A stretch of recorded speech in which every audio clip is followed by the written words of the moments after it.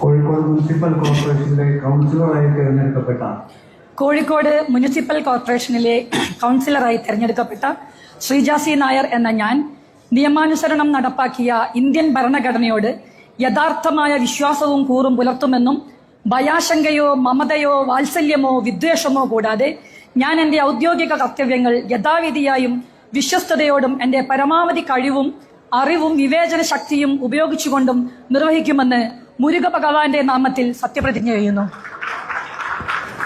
Ward 63 മൂന്നാരിജൻ Shri safari Vellayil.